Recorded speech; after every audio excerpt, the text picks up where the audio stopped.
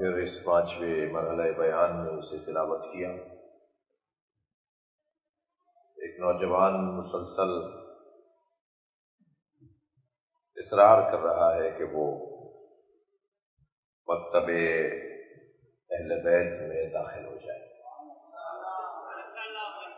یعنی وہ اپنی جو پریکٹس ہے اس کی نماز روزہ ادا کرنے کی اسے فقہ جعفریہ کے مطابق انجام دیا کرے۔ وہ رہ جاتی تھی بات، میں اس جوان سے کہوں گا ذرا کھڑے ہو کر اپنے دوستوں کو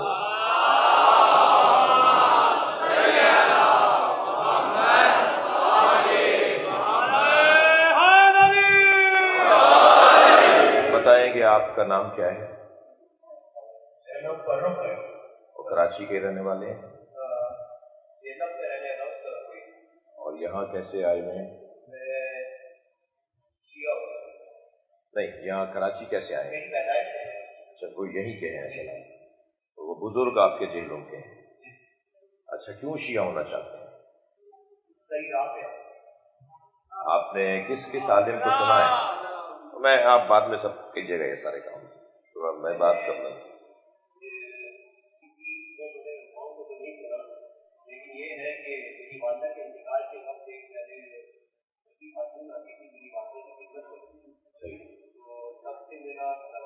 تھوڑا قریب تب سے میرا لگاؤ بڑھا، اور میں نے یہ غلط ریسپشن پھیلایا جاتا ہے کہ یہ ہوتا ہے وہ ہوتا ہے۔ میں نے 1.5 سے 2 سال ریسرچ کیا گیا، تو قدرتی بات ہے کہ میں یہاں علم میں آیا کرتا تھا تو کوئی چیز تھی اٹریکٹ کرتی تھی اس چیز میں نے اپنے واجب القتل قرار دیا کہ اپنی فیملی میں کافی لوگوں کی نظر میں تو مجھے کوئی فرق نہیں پڑتا، اور میں بڑے بچے میں کہیے لا الہ الا اللہ، لا الہ الا اللہ۔ بھائی آپ سب بھی پڑھیے، کیونکہ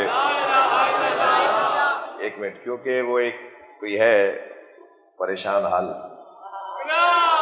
وہ کہتا ہے کہ یہ شہنشاہ حسین نقوی جب لوگوں کو شیعہ لوگ ہونا چاہتے ہیں اور یہ شیعہ، تو پھر وہ سارے کلمے پڑھواتا ہے، اس کا مطلب ہے کہ یہ غیر شیعوں کو مسلمان ہی نہیں مانتا۔ بھائی ہم تو خود صبح شام بار بار صبح شام اللہ کی توحید کا اقرار کرنا چاہیے، تو سارا مجمع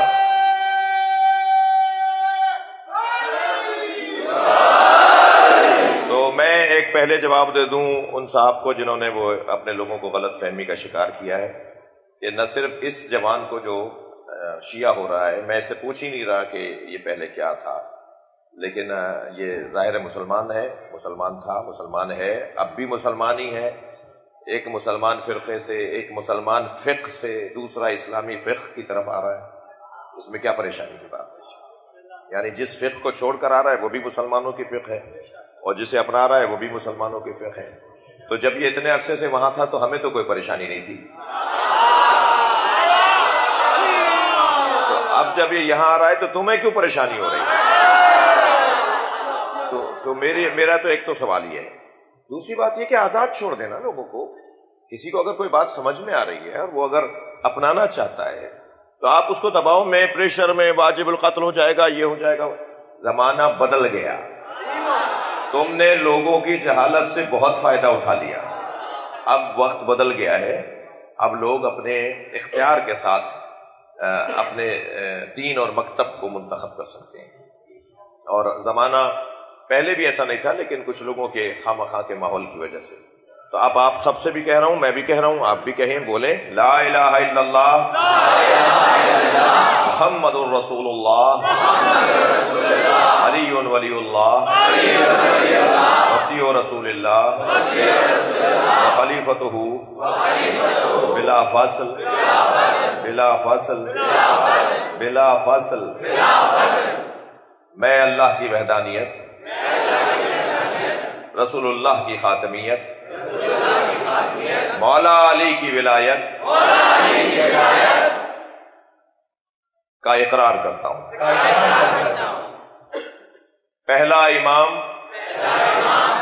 مولا علی علیہ السلام کو تسلیم کرتا ہوں، میرے دوسرے امام امام حسن علیہ السلام تیسرے امام امام حسین علیہ السلام، چوتھے امام امام زین العابدین علیہ السلام، پانچویں امام امام محمد باقر علیہ السلام، چھٹے امام امام جعفر صادق علیہ السلام، ساتویں امام امام موسیٰ کاظم علیہ السلام، آٹھویں امام امام علی رضا علیہ السلام، نویں امام امام محمد تقی علیہ السلام، دسویں امام امام علی نقی علیہ السلام ہیں، گیارہویں امام امام حسن عسکری علیہ السلام ہیں۔ میں 12واں امام آخری امام جن پر یہ دنیا اپنا خاتمہ پائے گی، زمین عدل و انصاف سے پر ہوگی، ظلم و جور کا خاتمہ ہوگا، یعنی امام مہدی علیہ السلام عجل اللہ تعالی فرجہ الشریف کو مانتا ہوں۔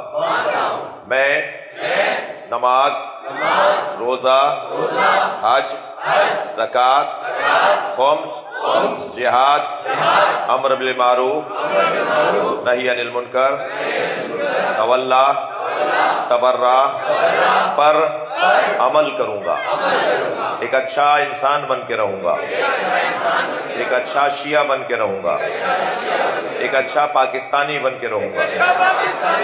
غیبت امام زمانہ میں علماء کرام، مراجع الزام، مراجع تقلید سے دین سمجھوں گا۔ میں سنیوں سے پیار کرتا ہوں، پیار کروں گا، اچھا شہری، اچھا پڑوسی، اچھا پاکستانی، اچھا شیعہ بن کے رہوں گا، اور اس عہد پر قائم رہنے کے لیے اللہ سے توفیق کا طلبگار ہوں۔ یہ بھائی شیعہ ہو گئے، ان کی صحت، سلامتی، حفاظت کے لیے بلند تر صلوات۔